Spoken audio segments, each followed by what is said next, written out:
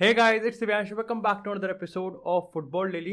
और आज के एपिसोड में जो हमारी पहली अपडेट है ना यार, मतलब अभी चैंपियन लीग सेमीफाइनल में जो हुआ है ना, उससे उसका नशा और उसका भूत अभी तक उतरा भी नहीं है कि यहाँ पर फ्रेंच रिपोर्ट्स ने अपनी इनिशियल और अपनी ट्रेडिशनल बकचोदी उन्होंने स्टार्ट कर दिया यहाँ पर एम्बापे की स्टोरी को लेके। अब आप में से जितने भी लोग अभी तक वाकिफ नहीं है इस चीज़ से कि एक्चुअली में हुआ क्या है, तो मैं उनको बता दूं कि अकॉर्डिंग टू फ्रेंच रिपोर्ट्स उन्होंने इस चीज़ को एक्सक्लूसिवली कंफर्म ही कर दिया है कि एम्बापे और पीएसजी के बीच में यहाँ पर कॉन्ट्रैक्ट एक्सटेंशन एग्रीड हो चुका है। जिसकी अगर मैं डिटेल्स की अगर आपको बात बताऊं तो यहाँ पर 2+1 यानी कि 2 साल का कॉन्ट्रैक्ट साइन होगा, प्लस यहाँ पर 1 साल का ऑप्शनल होगा। 50 मिलियन यूरोज की यहाँ पर सैलरी होगी और 100 मिलियन यूरोज यहाँ पर बोनस दिया जाएगा। प्लस साथ ही साथ यहाँ पर जो एक वो होता है कि तुम्हारे लिए हम ये कर देंगे, तुम्हारे लिए हम वो कर देंगे, ऐसे तमाम कहीं ना कहीं 15-20 उन्होंने वादे कर रखे हैं कि भाई ये हो जाएगा, वो हो जाएगा, फलाना ढिमकाना, ऐसे कर देंगे। हाँ, लेकिन चैंपियन लीग तुम्हारे साथ फिर भी नहीं जीत पाएंगे। खैर, ये तो पीएसजी के हिस्ट्री में है ही नहीं ना चैंपियन लीग जीतना। बाकी खैर इसकी कोई खास जरूरत नहीं थी, बट मेरी बस गांड किलसी हुई इसलिए मैं बोल रहा हूँ। लेकिन अब सबसे पहले यार इसके रिगार्डिंग किस में कितनी सच्चाई है, इसके पीछे क्या रीजन है, मैं क्या सोचता हूँ, आप क्या सोचोगे, वो तो खैर आप अपने कमेंट सेक्शन में बताओगे।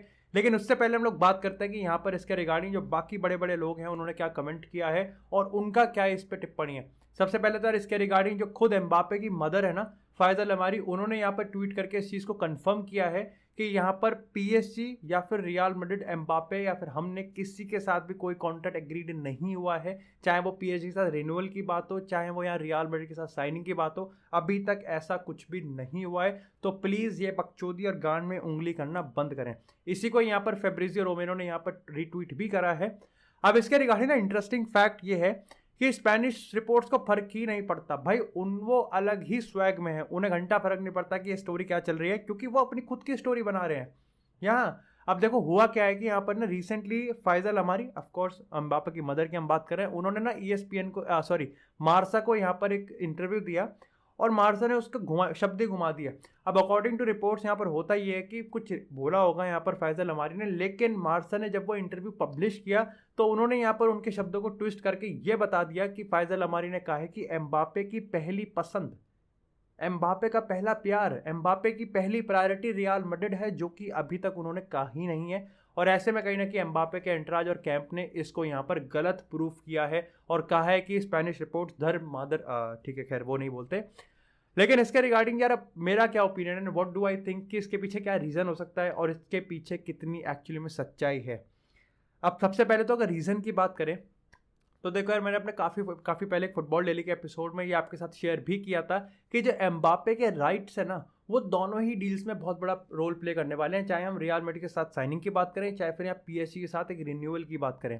अब देखो ये चीज़ तो हमको माननी ही पड़ेगी कि यहाँ पर पीएसजी ने तो घुटने टिका रखे हैं भाई। पीएसजी ने कहा कि तू अपने इमेज राइट्स के, तू हमारे इमेज राइट्स ले ले, लेकिन तू रुक जा, तू भाई रुक जा। यहाँ पर रियल मैड्रिड के अगर पर्सपेक्टिव की बात करें तो उन्होंने 100% की तो बात नहीं की है, लेकिन वो कहने को तैयार है कि ठीक है भाई, नेगोशिएट हम कर सकते हैं, कुछ परसेंट हम आपको इमेज राइट्स आपके वापस कर देंगे, क्योंकि ऑफकोर्स भाई एम्बापे तो उनको भी चाहिए ना। लेकिन 100% की यहाँ पर बात अभी तक हुई भी नहीं है और मेरे को लगता है कि रियल मैड्रिड जैसा क्लब इतना भी यहाँ पर 100% तक एग्रीड नहीं करेगा और यहाँ पर कॉम्प्रोमाइज़ नहीं करेगा। कर सकता है अगर यहाँ पर एम्बापे बाटली में उतार दे, ये मेरे को लगता है कि एक बड़ा रीज़न है। दूसरा बड़ा रीज़न यहाँ पर ये है कि एक्चुअली में क्योंकि कॉन्ट्रैक्ट रिन्यूअल अभी तक, देखो ये तो माननी पड़ेगी, जब यार एम्बापे की माँ ने इस चीज़ को पब्लिक में आके कह दिया है कि भाई हमने किसी के साथ अभी तक कुछ भी साइन नहीं किया है। हाँ चाहे मतलब देखो वो झूठ बोल सकते हैं, बट स्टिल हम तो उनके शब्दों पे भरोसा रखेंगे। फेब्रिजियो रोमेनो ने भी इस चीज़ को काफ़ी इंस्टेंस पर भी बता दिया है कि भाई ऐसा कुछ भी एग्रीड नहीं है।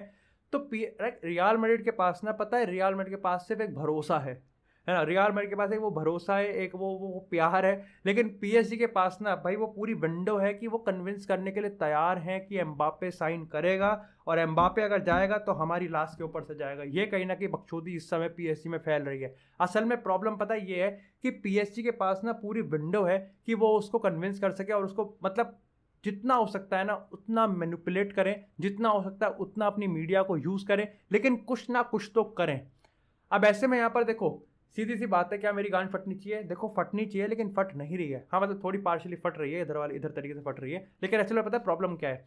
प्रॉब्लम ये है कि अपन रियल मैड्रिड के फैंस है ना यार, अपन दर मादर मतलब ठीक है, हम बहुत अच्छे हैं, क्योंकि देखो सीन यहाँ पर ये है कि अगर यहाँ पर रियल मैड्रिड से ये ना होता ना कि एम्बापे का ड्रीम क्लब रियल मैड्रिड है, एम्बापे का आइडल यहाँ पर जिडान है, एम्बापे का आइडल यहाँ पर क्रिस्टियानो रोनाल्डो है, तो मैं सही बताऊँ रियल मैड्रिड का चांस अभी था ही नहीं। अब कोई मेरे से पूछेगा कि रियल मैड्रिड ने तो कॉन्ट्रैक्ट यार अभी तक एग्रीड ही नहीं किया है, यहाँ पर कोई साइनिंग ही नहीं हुई, तो तुम इतने चौड़ में काहे हो? वो इसीलिए तो बताएंगे कि एम्बापे का भाई ड्रीम क्लब है। लाइक आप ड्रीम अगर आपने खत्म कर दिया ना तो फिर आप तो लाइक फिर आपका शायद से वो कभी ड्रीम ही नहीं था। दिस इज माई ओपिनियन, ये मेरा ओपिनियन है कि आपका अगर ड्रीम है तो फिर कहीं ना कहीं आपको लाइक इस पॉइंट ऑफ टाइम पे this is the perfect opportunity for you to join Real Madrid. अब अगर आपको पता है कि पीएसजी में आप अब आप एक इंपॉर्टेंट सवाल जो आप सोचोगे कि यार एम्बापे जैसा प्लेयर एक जनरेशनल प्लेयर है, जनरेशनल टैलेंट है, आने वाले 7-8 साल की हम बात कर रहे हैं, तो इसको सिर्फ 2 साल का कॉन्ट्रैक्ट क्यों दिया जा रहा है? वो इसलिए क्योंकि पीएसजी इस पॉइंट ऑफ टाइम पे सिर्फ और सिर्फ एम्बापे और रियल मैड्रिड का वो जो रिलेशन है ना वो तोड़ना चाहती है। उनको पता है कि ये अभी टूट गया ना तो एम्बापे अपना आप हमारे बहुत सालों के लिए हमारे पास रहेगा। This is their sole reason. बाकी डू लेट मी नो कि इसके रिगार्डिंग आप कितना भरोसा करते हैं और व्हाट डू यू थिंक कि कौन इसमें फ्रंट फुट पे है और कौन इसमें यहाँ पर बैक फुट पे है। लेकिन इसी के साथ यहाँ पर बात करते हैं अपने बड़े भैया की। अब मैं आपको यार थोड़ा थोड़ा जैसे जैसे फुटबॉल डेली एपिसोड हम रेगुलरली कंसिस्टेंटली ला रहे हैं, मैं आपको बताता जा रहा हूँ कि भाई यहाँ पर शायद से जो इंटरेस्ट है वो रीइग्नाइट हो चुका है from real Madrid for Cristiano Ronaldo. However इसमें कोई अभी तक कॉन्क्रीट अपडेट नहीं है, लेकिन आज की एक बड़ी अपडेट तो है। लेकिन हम ये नहीं कह सकते कि यार ये कितना ज़्यादा सीरियस है या फिर कितना ज़्यादा इसको अच्छे से रिसीव कर रहा है क्रिस्टियानो रोनाल्डो। अब देखो यार इसके रिगार्डिंग ना बतेरे रीज़न मैंने आपको बताए थे, लेकिन एक रीज़न आप उसमें और घुसेड़ सकते हो अकॉर्डिंग टू रिपोर्ट्स की, वो ये है कि जैसे ही हालांड का रिजेक्शन रियल मैड्रिड ने रिसीव किया तभी कहीं ना कहीं यहाँ पर बोर्ड रूम में रोनाल्डो के नाम यहाँ पर सामने आने लगा। अब ये मेरे को थोड़ा सा कन्फ्यूजिंग लगा, तो मैं इस चीज़ पे मैं इस चीज़ पे ज़्यादा एम्फोसाइज नहीं करूँगा। मैंने जो उस टाइम भी अपने एपिसोड में एक आपको रीज़न दिया था, मैं उसी पे यहाँ पर एम्फोसाइज करूँगा कि मेरे को लगता है कि ये जो एम्बापे की डील पे अनसर्टेनिटी है ना, और जो कमर्शियल साइनिंग का एक बहुत सवाल है कि हमको भाई वापस से लाइक ऑफ कोर्स यार रोनाल्डो टू रियल मैड्रिड कितनी सारी जर्सीज और कितना सारा अट्रैक्शन यहाँ पर गेन करेगा, वो कहीं ना कहीं मेरे को लगता है कि एक बड़ा रीज़न हो सकता है। एंड डेफिनेटली यार एक वो रीज़न भी बताया था ना कि Ronaldo means goals. However I think Ronaldo mean goals का यहाँ पर इतना इंपॉर्टेंस इसलिए नहीं है क्योंकि इस समय तो यार रियल मैड्रिड के लिए बेंजेमा ऑल्सो मीन्स गोल्स। लेकिन इसी में यार बड़ी अपडेट एक्चुअली में यहाँ पर ये आती है कि यहाँ पर जॉर्ज मेंडेस की तरफ से मतलब अब ये रिपोर्ट है कि जॉर्ज मेंडेस 23 मई को यहाँ पर 3 बड़े यूरोपियन क्लब्स के साथ यहाँ पर मीटिंग करने वाले हैं। और लाइक वो अब इसको ये मत समझना कि यहाँ पर से वो रोनाल्डो को ट्रांसफर मार्केट में अवेलेबल कर रहे हैं, वो यहाँ पर सिर्फ बैठेंगे और तीनों क्लब्स के यहाँ पर शायद से एक अनऑफिशियल एक प्रपोजल को सुन सकते हैं। पहला क्लब यहाँ पर ऑफकोर्स रियल मैड्रिड है, दूसरा यहाँ पर बायर्न म्यूनिख है और तीसरा यहाँ पर पीएसजी है। इस पॉइंट ऑफ टाइम पे हम ये मान के चल सकते हैं। अब जैसे मैं बार बार कह रहा हूँ क्या इसका मतलब ये नहीं है कि यूनाइटेड से वो जा रहा है, ये नहीं है कि वो ट्रांसफर मार्केट में अवेलेबल है। इट्स जस्ट कि यहाँ पर जॉर्ज मेंडेस यहाँ पे जो प्रपोजल्स हैं वो यहाँ पर सुनने के लिए तैयार है, जस्ट इन केस कि यहाँ पर रोनाल्डो और यूनाइटेड के बीच कुछ ना कुछ यहाँ पर ऊंच नीच हो जाती है। प्राइम एग्जांपल मैं आपको बताता हूँ, पिछले साल जब यूवेंटस में रोनाल्डो था तब भी जब यूनाइटेड में वो गया था ना उसके 1 महीने पहले यूनाइटेड ने यहाँ पर एक इंटरेस्ट दिखाया था। इंटरेस्ट खैर रियल मैड्रिड ने भी दिखाया था, लेकिन उस पॉइंट ऑफ टाइम पे सब अच्छा चल रहा था रोनाल्डो और यूवेंटस के बीच में, और इसलिए कहीं ना कहीं ये पता चला कि रोनाल्डो यूवेंटस में ही अपना कंटिन्यू रखेगा। लेकिन द मोमेंट यहाँ पर एलिगरी ने ये कंफर्म कर दिया कि भाई उनका जो प्रोजेक्ट का फोकल पॉइंट होगा वो डिबाला होगा और ना कि रोनाल्डो का। हाउएवर अब तो डिबाला भी नहीं है, तो गाय का लंड का फोकल पॉइंट है तुम्हारा साला। बट ठीक है, जो भी हो, whatever be the reason, समझ पा रहे हो कि मैं किस तरफ डायरेक्ट कर रहा हूँ। डायरेक्ट मैं इस तरफ कर रहा हूँ कि यहाँ पर ये कंफर्म हो चुका है कि एरिक टेन हैग बहुत जल्दी यूनाइटेड के प्लेयर्स के साथ एक मीटिंग करने वाले हैं और शायद से सबसे पहला जो पर्सन होगा वो यहाँ पर क्रिस्टियानो रोनाल्डो होगा। और इनकी मीटिंग ना बहुत ही ज़्यादा इंपॉर्टेंट है और जो कंक्लूजन निकलेगा वो यहाँ पर ये बताएगा कि किस तरीके से यहाँ पर रोनाल्डो और यूनाइटेड के बीच में जो रिलेशन है वो आगे कंटिन्यू होने वाले हैं या फिर दोनों अपनी तरीके से अपने अपने पाथ पे चलेंगे। मैं आपको बता देता हूँ कि काफ़ी लोग कन्फ्यूज़ हो जाते हैं, काफ़ी लोग समझ नहीं पाते हैं कि स्टोरी किस तरह चल रही है। मैं फिर भी कंक्लूजन पॉइंट पे बता देता हूँ कि इस पॉइंट ऑफ टाइम पे रोनाल्डो के कैंप से कोई भी हिंट नहीं मिला है कि वो यहाँ पर यूनाइटेड को छोड़ रहा है। मैं बार बार कह रहा हूँ कि इट्स जस्ट कि यहाँ पर George Mendes on behalf of Cristiano Ronaldo सारे ऑफर्स को सुनने के लिए बैठेंगे if there is actually an offer. बाकी इसी के साथ यार बात करते हैं अपनी नेक्स्ट अपडेट की। ये इंटरेस्टिंग सा एक पॉइंट था।